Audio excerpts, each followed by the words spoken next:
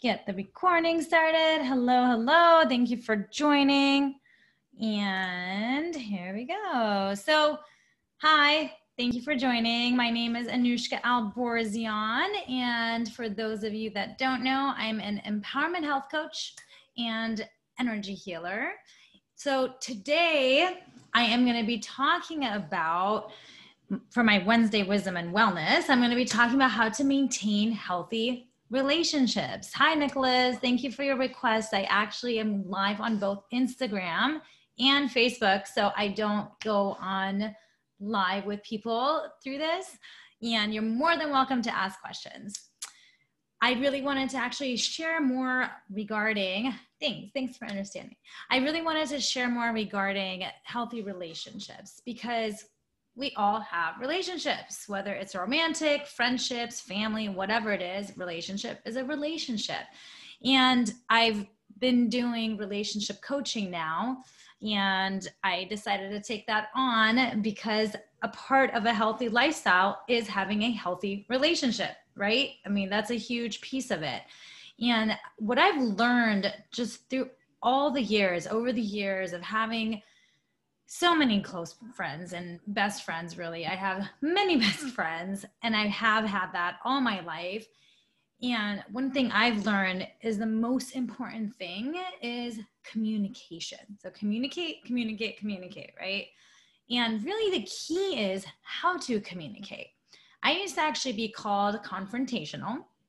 And I've now learned how to speak my truth without leaving the other person disempowered, because that's really the key as well. You don't want to actually go towards someone and speak your truth, yet leaving them disempowered, because that's not going to do a relationship any good. If anything, you might end up cutting off that relationship or having that person pull back from you.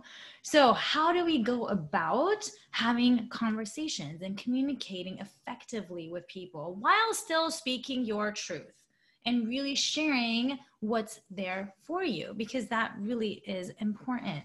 It's important to have these conversations from a loving place more than anything, not from that place of when we get triggered and we're all angry and we even may become victim-y. It really becomes that inner child that's lashing out. And you come from that place of like, you did this to me. And as we know, anytime we're pointing a finger, there's three more pointing right back at you. Anytime there's any blame of any kind, it causes the other person to put up a guard and get self-defensive. I'm sure you've all experienced that. Give me a wave or a thumbs up if you have, because I'm sure you have out there. How can we do this from a place where we're not coming from that ego self? We're not coming from that wounded inner child self. Because as soon as we get triggered, immediately defenses go up. Now, when you communicate from that place of trigger, when you communicate from that place of that inner child, it becomes an ego battle, is really what it is. And that's not going to get anyone out anywhere. What's going to actually happen is explosions. And I've had plenty, which is why, like I said, I've learned how to speak my truth without leaving the other person disempowered. And I do so uncomfortably, by the way, because it can be uncomfortable to have those straight conversations and share things that are, for instance, bothering you, but coming from that place of recognizing what it is within you that's causing those triggers to happen. Because whenever we get triggered, it has nothing to do with the other person. And if you actually look at patterns in your life, you'll notice that. You'll notice that you'll have a very similar pattern. For instance, one of mine is I get triggered when someone thinks that I'm stupid or makes a comment as if like I'm being stupid or anything like that. And immediately that fifth grade version of me pops out, gets all self-defensive and lashes back out. So that, again, is not going to go anywhere. Now, you can come from a place where, well, first of all, you want to actually get to a place where that upset is gone, whether it's sadness or anger, whatever it is, you want to actually step away. Now, it may take a day, it may take a couple hours. It just depends on each person. And the more work you do, the quicker you can get to that place. I know it used to take me several days, and thankfully now I'm at a place where I feel like I can actually get to there within a couple hours and be able to have that conversation from my higher self, where I'm aligned with my higher self, who I am at my core, who I am within my soul, and not from my ego self, where I'm going to lash out and have these outbursts, which I still do. But again, I've learned to do it from a more loving place than anything else. Once you get to that place where the trigger has settled, you can actually start looking at, is this a pattern? Where else has this come up? And really, when was the first time these triggers, like I said, mine was my fifth grade self, right? That's just one trigger. So that in itself is something that I'm like aware of now. And so if that comes up, then I'm going to step back. And if it still is something that's going to bother me, because, hey, sometimes people say things that can be hurtful. Absolutely. I'm not saying that's not the case, but you can have that conversation from that non-violent place, which means you start out with, when you have the conversation with this person, say, look, I need to have a conversation with you, and I love you. And you can even say, I feel uncomfortable having this conversation, but I really felt sad, or I really felt hurt when you did XYZ, when you said XYZ. And I recognize that it's from my own trigger, and you make a request in that case. Other times it could be a conversation between two people. And I recently had one with a friend, and it's like I said, it can be uncomfortable to have these conversations, but really coming from that place of, hey, I value this relationship. I don't want this relationship to be cut off. And therefore, I'm going to share with you what's happening here. Coming from love and compassion, being aware and putting yourself in that other person's shoe.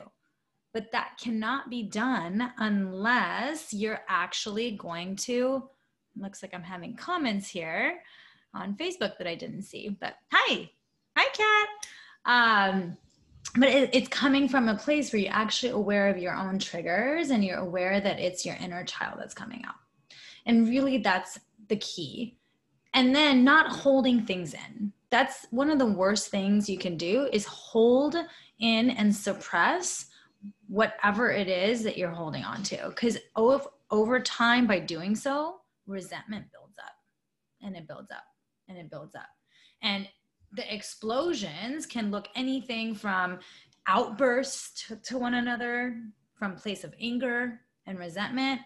It can come to a place of, you all of a sudden will see people, there's even, when it comes to actual like romantic relationships, some cheating ends up happening, affairs. Because of what? Because there was no communication. There's a lack of communication. And that's more of an unconscious communication side, right? Not just, like I said, just the blame game. That doesn't do anything. Or you'll see people just all of a sudden after a couple of years, they're like, I want to get a divorce. And the other person is like, what? Where did this come from? And even that person that once they get a divorce might be like, I've tried so many times to have this conversation. They just can't hear me. They're not listening to me, whatever that looks like. Well, that's where you come from, right? Then that's what you say. You're like, hey, I feel like I've had so many conversations with you around this, and it really hurts me because I feel unheard. And then looking at, okay, is that a trigger of yours? Are you unheard in other parts of your life? So that's another part of it, right? So that's really what I wanted to share. It's some of the coaching that I do, whether you're working with me for preventive health struggles. Now I've added on healthy relationship coaching, and I do that anyway with my other coaching. So I figured might as well add that as an actual piece, because relationships are very important to all of us. We live for connection. We live for love. It's human nature. And what better place to start that healthy lifestyle than having a healthy relationship and healthy relationships, really.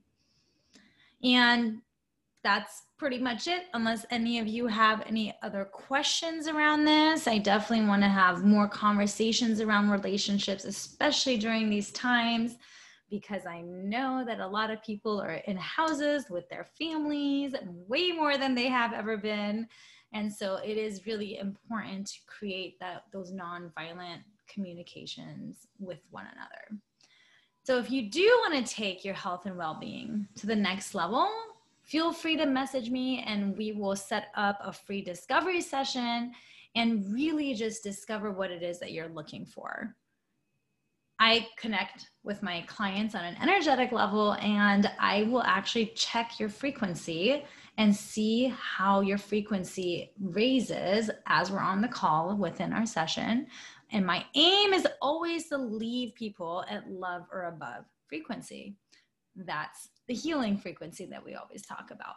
So if that resonates in any way, feel free to reach out to me, message me. Would love to have a discovery session with you. And if you know anyone that deals with health struggles, because that is a big passion of mine, whether it's anything from cancer, tumors, chronic pain, whatever it is that people are dealing with in a health struggle way, if you know anyone, feel free to send them my way as well. Hope you all have a wonderful rest of your Wednesday, and till next week, bye.